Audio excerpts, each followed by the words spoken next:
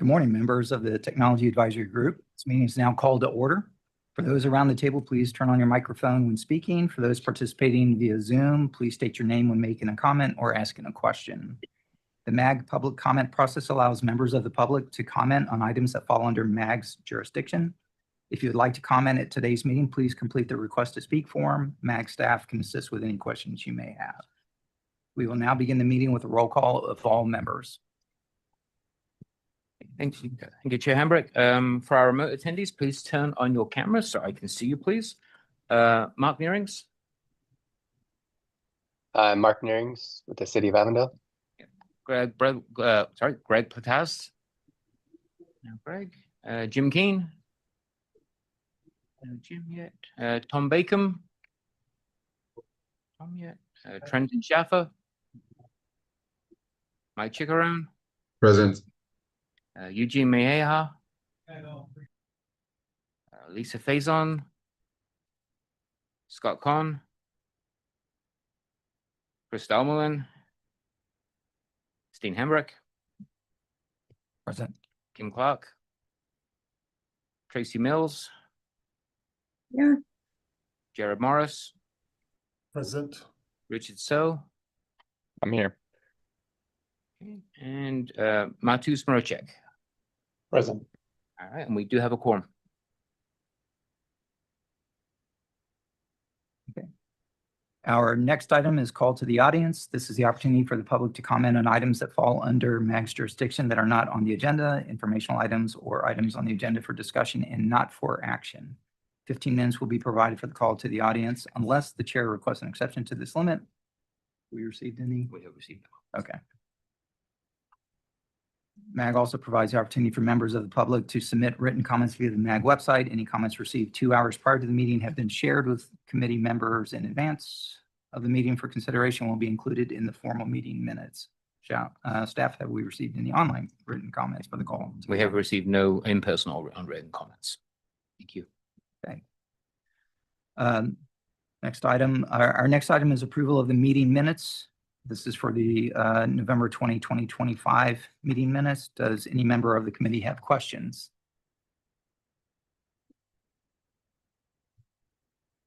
Hearing none, prior to approval of the meeting minutes, there is an opportunity for members of the public to comment.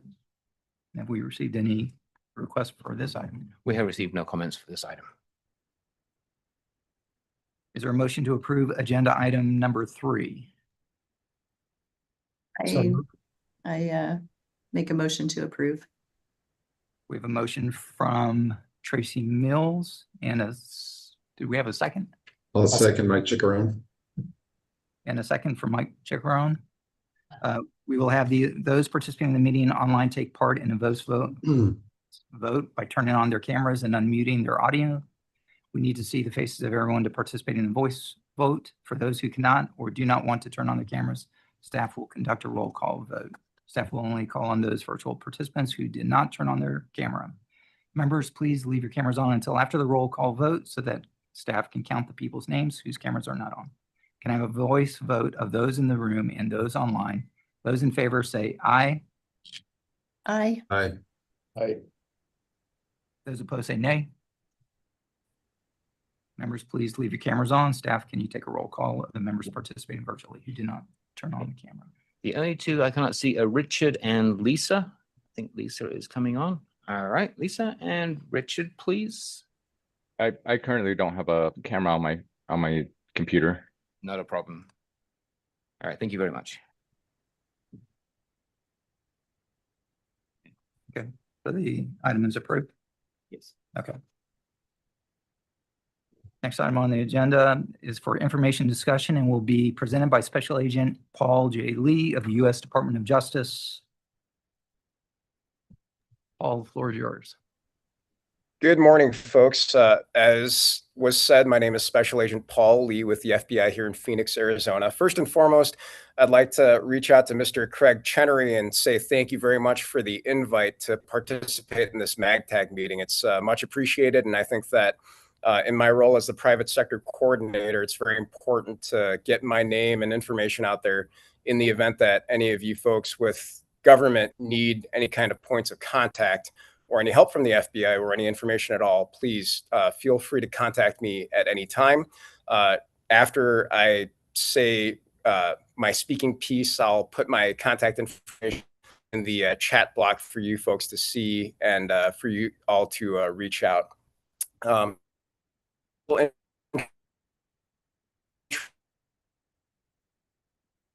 Of myself, I've been a special agent for 17 years now.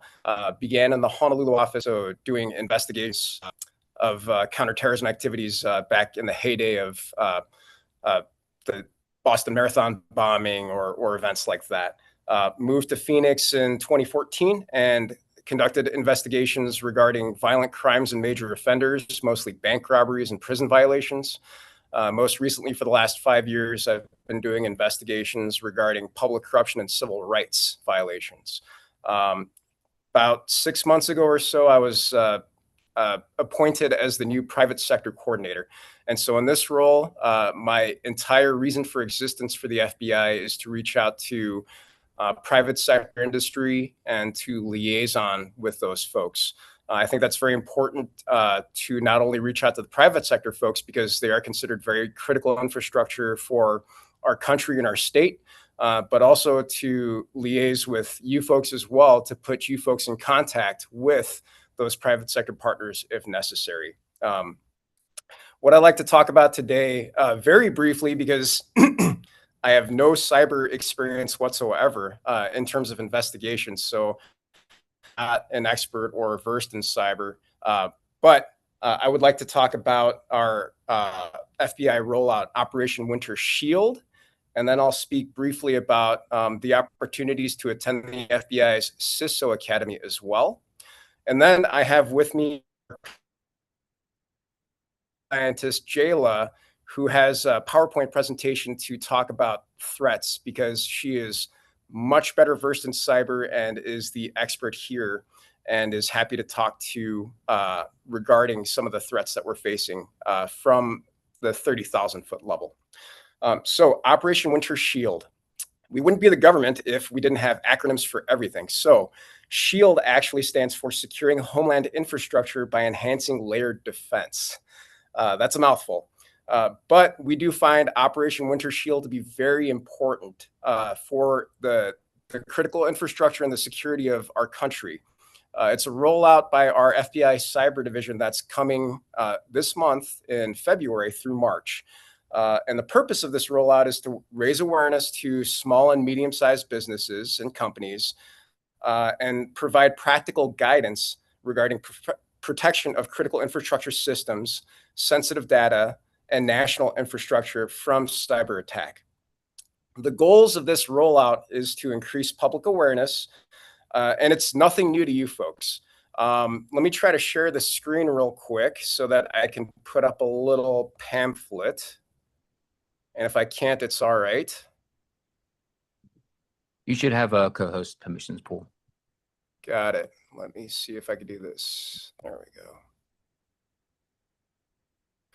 So can you folks see that? This graphic that says Operation Winter Shield? Yes, we can. Thank you. All right. So again, nothing new to you folks as well. It's 10 core tenets of key defenses and how to implement those. So the big size companies and government entities should already be putting these defenses in practice.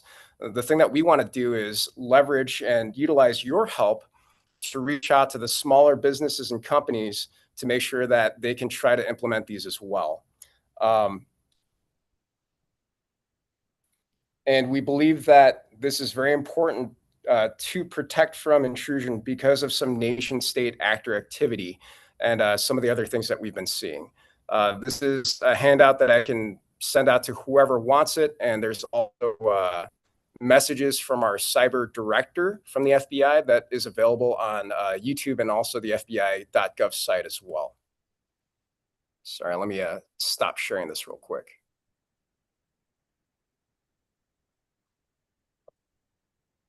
There we go. As you can see, I'm not very adept at cyber things. It's just a little difficult for me to try to do these Zoom meetings. I'm not very used to them, so I apologize in advance. Some of the actions that we've seen and that we've taken as the FBI that kind of prompted us to do this initiative. In December of 2025, the Los Angeles Field Office in the Department of Justice unsealed 2 indictments against a Russian hacktivist named Victoria Dupranov. And it's really interesting in this case because these indictments were specifically for conspiracy to commit, which is a Title 42 United States Code 300I subsection, but it's conspiracy to commit tampering of a public water system. It's the first time that we've ever done that in the Department of Justice, to prosecute someone for trying to tamper with a public water system. And that is very frightening that, you know, we understand that there's going to be intrusions like this, but to get to the point where we can actually catch them, identify them, and then prosecute them, it's at a pretty high level. And we're very concerned about this becoming a normal thing where, well, it is already a normal thing, but for them to get even farther and farther along in infiltrating our critical infrastructure. We've also seen many incidents of ransomware on medical facilities where it cripples the medical response available, as well as other public services. And to that point as well, not only Russia, but the other big nation state actors that we're very concerned about, North Korea, Iran, and specifically China.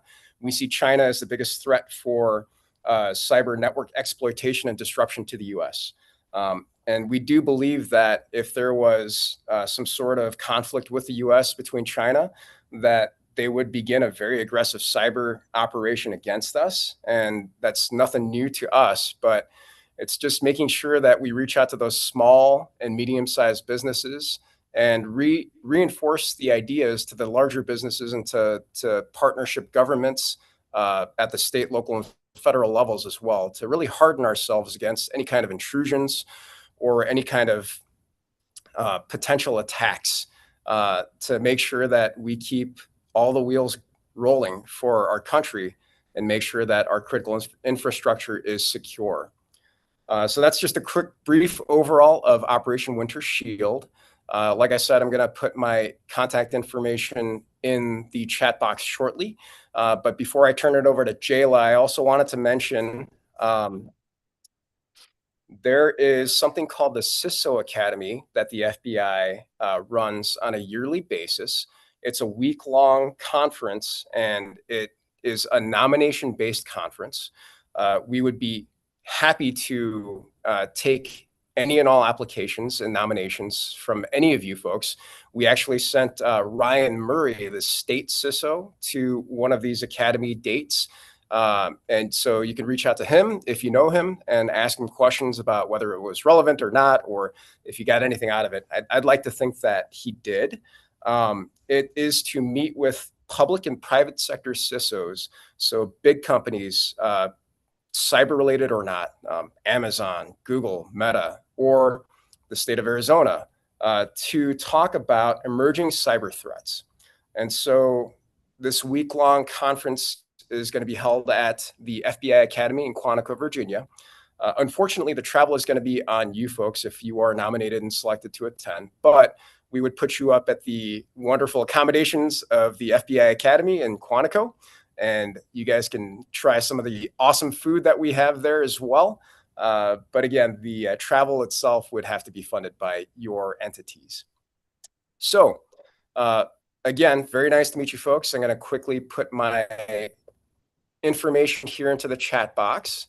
But with that said, I'm going to share the screen again shortly and introduce you to our computer scientist for Field Ops, Jayla. So just bear with me one moment and I will give you my email address and also my phone number. All right, folks, let me share screen here and put up the PowerPoint. Yep.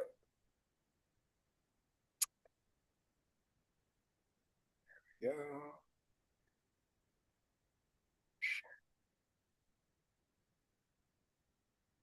All right, and I'll start the PowerPoint shortly. There we go. Folks, can you see this PowerPoint? Yes, we can. Thank you. All right, perfect. Jayla, take it away. Awesome. So I'm just going to show some trends that we've seen over the past years or so.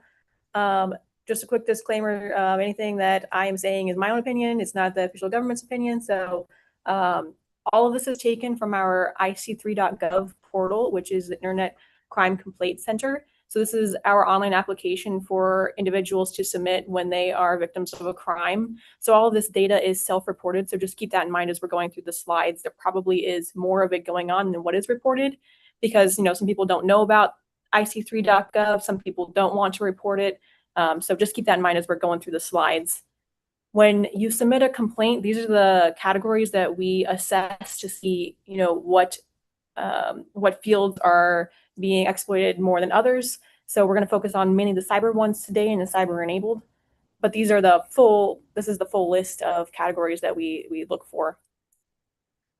All of this data is going to be from 2024 because the 2025 data is still being evaluated, and then ic3.gov actually submits and creates a full report that anybody can get online and download. So if you're looking for that 2025 information, that should be out relatively shortly. Like I said, they're still processing that information. But this slide right here is showing our post-intrusion attacks, which we categorize as the attacks on objective. So like once the attacker is already on the system, what are they trying to do? And so we look at that with ransomware, business email compromise, data breach, and personal data breach. So this is what is the attacker's end objective being. And as you can see by the chart, the loss amount has increased very significantly from 2023 for ransomware, although we still see around the same number of occurrences. So that's kind of shocking that the amount has gone up so much. I did want to highlight too the critical infrastructure. We see almost 5,000 complaints just in 2024. So this is definitely something that is on the rise. The graph is showing the critical infrastructure components. So you can kind of see where the highest hits are, specifically with critical manufacturing, the highest in ransomware, and then also the information technology branch for being highest in data breach. That's just kind of a distribution of what we are seeing with the critical infrastructure side. We also have our category of trust building fraud. So this is the type of fraud that we're seeing with employment. So like somebody thinks that they're being employed and is not getting paid, or is employed but is fraudulently siphoning that money somewhere else. Sometimes it's through a money mule, sometimes it's through other actors from other countries. We also have investment fraud, which is very significant in Arizona specifically. We see the highest loss rates in investment fraud, usually through cryptocurrency. There's also romance fraud and our lottery and inheritance fraud as well. All of these numbers are very significantly increased from 2023. So we just try to get that information out there, say, don't trust people on phones, and also have a different way to reach out and verify things that are taking place. We also see very commonly that the attackers are now reaching out to people individually. So lots of times the attacker will actually make a phone call and talk to the person and try to get them to do this kind of fraud. And then we also see money being sent back to the individuals. So usually what these scams involve recently is the attacker will call someone, have them move a little bit of money into the attacker's account. They'll do whatever they claim with it. They'll send some money back. Usually it's a small amount, but that way they can create that trust. And then they have the individual send a much, much larger amount to the attacker, and then they run away with that kind of money.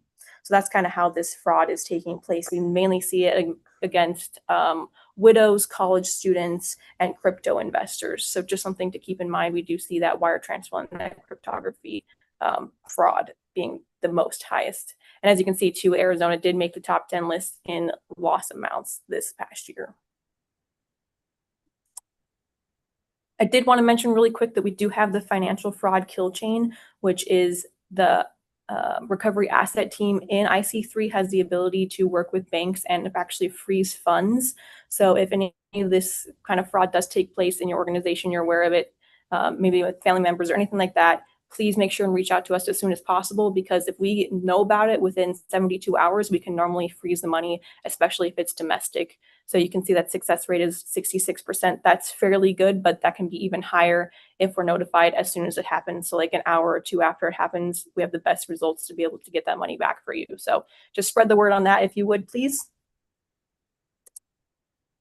And then for financial side of the house, in Arizona specifically, we see the non-payment and non-delivery being very significant increases from 2023. This involves when goods are shipped, but the payment is not received, or someone pays for something and the goods are not received.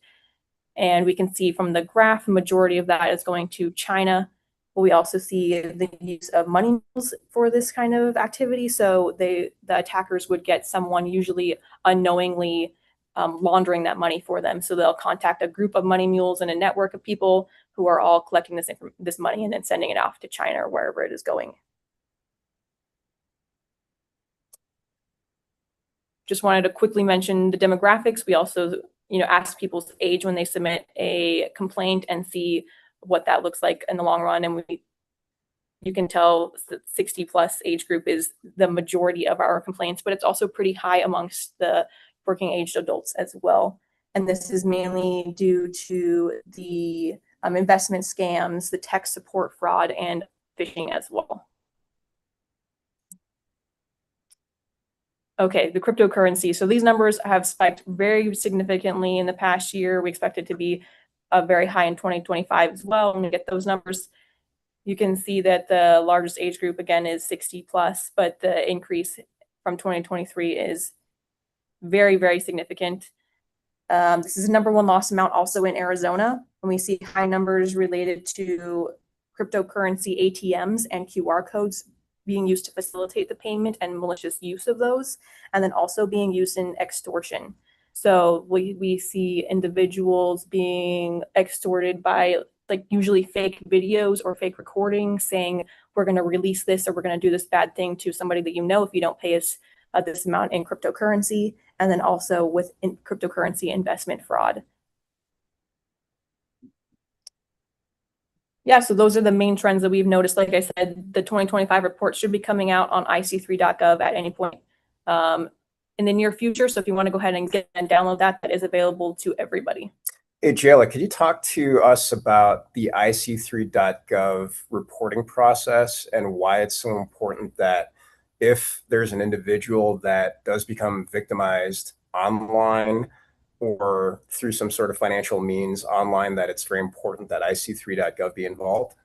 Yeah, so ic3 is really our intake ability for cybercrime specifically. So filling out the ic3.gov website with as much information as possible, that is actually reviewed by our headquarters unit. And so they sit down and go through all of this data and then send it out to whatever field office it's related to. So you have this one-stop shop to fill in all your information, and then it goes to the correct office in your area or that's working that violation. So it's critical to fill out that form so we are notified of it soon. And then also too, you can pick up the phone and call your local office just so that it's on our radar so we know it's coming down the pipe to us, because usually with the cyber crime and moving of money, the time is really of the essence. And then also, if they do input information into ic3.gov, that allows the investigators to try to link other cases to that particular complaint as well, correct? Yes, absolutely. And that's also important because we like to track money loss per case we're working. And so that helps us get more funding and more people related to those kind of crimes. Yes, that's really important. So did you folks have any questions for Jayla?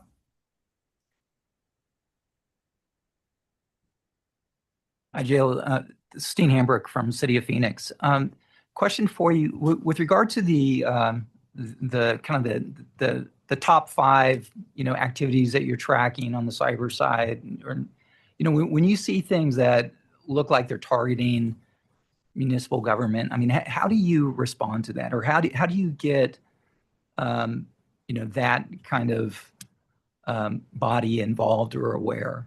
Does that make sense? I mean, if you know something, how do you share that information? What are the mechanisms or the kind of the paths to get cities and towns aware of it to hopefully protect themselves before they fall into its traps? Yeah, so we release a lot of flashes and pins, which are intelligence products related to the cyber cases that we are currently working with, actionable IOCs and tactics that the individuals and the attackers are using that we're following. So you can look at the website for those. And we also have contacts within our office to reach out to the critical infrastructure and the local government. So lots of times it also comes down to a phone call of, hey, we're seeing this kind of activity, just so you're aware of it, and that kind of thing. And I'd like to chime in as well. Again, the entire purpose of my existence for the FBI currently is to be a liaison point of contact for you folks. So if you suspect something's going on and you need a point of contact at the FBI or need to reach out to the cyber supervisor, please feel free to reach out to me via email, via phone call, via text message. I can put you in touch with the right people, whether it's cyber related or not. So by all means, please use me to be a conduit to the FBI. And I appreciate that response. I was kind of looking at it from the other way. I mean, from our city, for example, definitely if things hit a certain threshold, we have direction to report up the chain. But when you see things in the environment, I mean, do you have any mechanism to inform, or do we rely on CISA, or does FBI local office, seeing things that may be in the area, kind of throw the net out or throw communications out to, from a local perspective? So how do you reach out to us if you're seeing things? So absolutely. I think that I don't believe that we've had to reach out to local municipalities in the recent past, but if we did, we would definitely make contact with the city through either the city manager's office or whoever else we have points of contact with. Our special agent in charge meets with the figureheads of the cities on a regular basis. And also through me, I get generated products from our Office of the Private Sector or from our government liaison folks about our liaison intelligence reports, which would be disseminated to you folks as well. So if we were to catch anything that looked suspicious, or we saw some tactics that were occurring in the other side of the country to local municipalities, if it was relevant to you folks, we would definitely try to push it out through those already established chains of communication. But meetings like this, it's wonderful that I was invited, and I'm so glad that I'm here. I hope that you folks take my contact information down and shoot me an email so that I have yours as well, and I can keep you in mind if anything like that does pop up as well. Dean? Yes, Special Agent Lee, do you want to also speak to InfraGard? I assume you're still using that channel as well. Oh, absolutely. So InfraGard is a wonderful program that is run cooperatively between a private entity, a nonprofit organization, and also the FBI. So InfraGard is actually a individual membership-based community where we, and it's free to join. It's infragard.fbi.gov. And every single one of you in this room right now, or virtually, that's attending this meeting, would be eligible to apply because you are all considered critical infrastructure. So InfraGard is a cooperation between a nonprofit organization and the FBI, as I mentioned before. We hold monthly meetings, which we actually had yesterday virtually. And I am in attendance, and I try to get one of our cyber analysts or agents in attendance as well to give you a monthly updated briefing, very close to what you guys had just seen from Jayla. And also have a direct line to me as well. I am the InfraGard coordinator, so I oversee and accept the applications that come through. And we have different critical infrastructure subgroups that are charged with spreading the word of trends that are going on. We get liaison information reports that are disseminated through the InfraGard portal from our headquarters units. And it's just a good way to keep in contact. We also have events. We have our annual InfraGard event around September every year.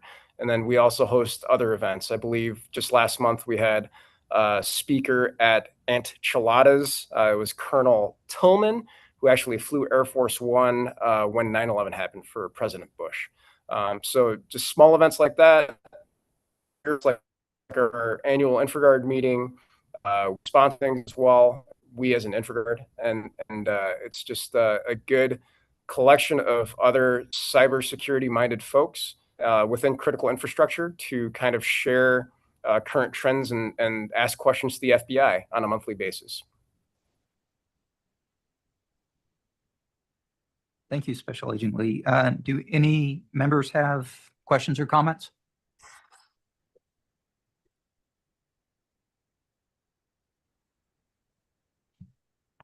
Not seeing any questions. Last chance. Well, thank you very much. Again, Special Agent Lee, this was very helpful. And Jayla, thanks for your information. Greg, I assume that we can pull all that information, the contact information and the sources that they reference and get that out to the Yeah, body. I will Great. share that with the committee after the Perfect. meeting. All right. Thank you. Thanks again. Thank you folks very much for having us. Again, my contact information is in the chat box, but Mr. Chenery, you have my contact information as well, so please feel free to disseminate as necessary. Thank you. I will do that. Okay, great. Moving on to item 5, Regional Community Network Update. This item is on the agenda for information and discussion, will be presented by David Lucas, Intelligent Transportation Systems Manager with MAG. Thank you, Mr. Chair, members of the MAGTAG. With some recent staffing and organizational changes here at MAG, we thought it was a good time to review the Regional Community Network Program. So in line with that, MAG is currently doing an RCN assessment that involves various tasks, including stakeholder outreach. And this includes members from not only the ITS community or Intelligent Transportation Systems, but also IT and public safety.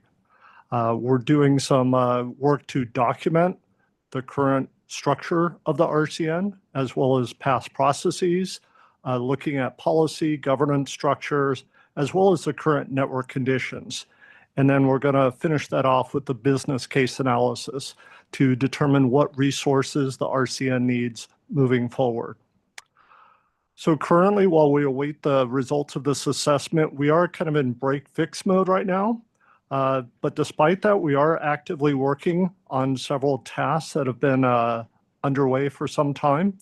One of those is establishing connections to the city of Apache Junction and the town of Queen Creek. And that's been with the assistance of the city of Mesa and others to address last mile connectivity issues, as well as IGAs. So we thank them for their support. We also recently relocated the City of Phoenix Police Department's RCN point of presence to their new location. That's going to be relocated to the 100 West building. And we're tracking down a fiber break on one of our major connections between the Phoenix Calvin Good building and the Glendale Traffic Management Center to restore some necessary redundancy in our network. So again, I would like to thank City of Phoenix, City of Glendale, and ADOT staff for their assistance in this effort. Finally, we're working on a no-cost service edition to support using the RCN for ITS data in support of various applications. Some of this we've been doing for some time, but it hasn't been one of the formal supported use cases. So we're taking this opportunity to formalize and expand that use case. We're in the process of putting together that application and preparing it for recommended approval at the next MAGTAG meeting in May. And that completes my update.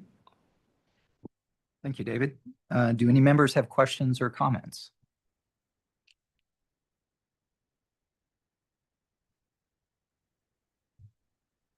If not, I just have one question for you from City of Phoenix perspective.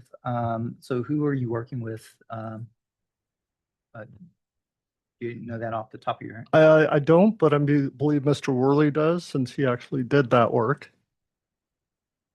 Yeah, I believe it's Scott Davis. Oh, got it. Okay, perfect. Thank you. Any other questions or comments? Okay, seeing none, moving to item 6, request for future agenda items. Are there any requests from the membership for an item on a future agenda?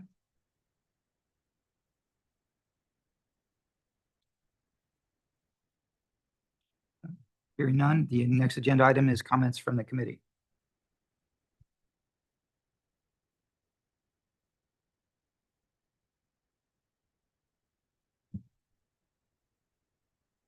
An opportunity will be provided for committee members to present a brief summary of current events. The committee is not allowed to propose, discuss, deliberate, or take action at the meeting on any matter in the summary unless the specific matter is properly noticed for legal action. Are there any comments or announcements from the membership?